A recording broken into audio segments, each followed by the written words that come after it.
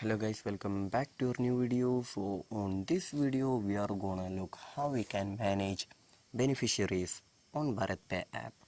For that, just open the Bharatpe app. So after opening the app, here we just need to go to the profile option on the top left corner. So just tap on the top left corner.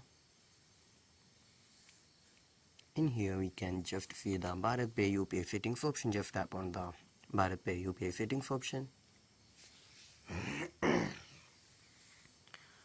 Here we just need to scroll down, and when we scroll down here we can see the Manage Beneficiaries option right there. Just tap on the Manage Beneficiaries option.